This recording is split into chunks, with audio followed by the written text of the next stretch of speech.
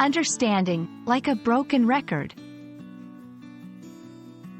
Hello, everyone. Welcome back to our channel where we dive into the fascinating world of the English language. Today, we're exploring a phrase you've probably heard but might not fully understand, like a broken record. Stick around as we break down its meaning, origin, and how you can use it in everyday conversations. Like a broken record is an idiom used to describe someone who repeats the same thing over and over again, much to the annoyance of others. Just like a record, a vinyl disc used for playing music, that's scratched and keeps playing the same part repeatedly. A person being described as like a broken record is stuck on one topic or phrase and doesn't move on.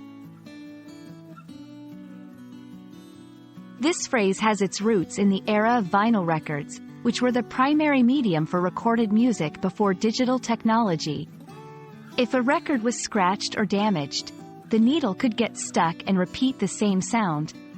This annoyance led to the metaphorical use of the phrase to describe repetitive speech or actions.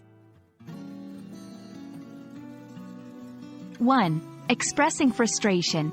You can use this phrase when you're frustrated by someone's repetitive complaints or stories.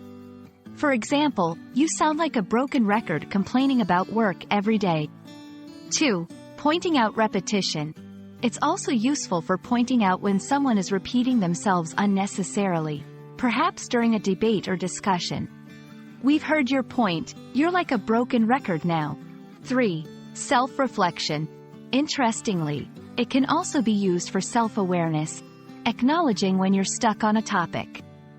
I must sound like a broken record talking about my vacation, don't I?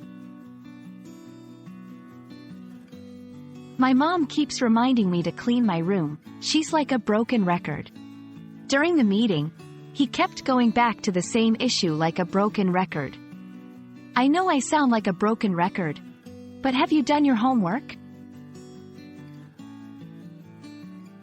Understanding phrases like a broken record not only enriches your vocabulary but also helps you grasp the nuances of the English language. We hope this video has shed light on this interesting phrase and that you can now use it confidently in your conversations. If you found this video helpful, remember to like, share, and subscribe for more language learning content. See you in the next video.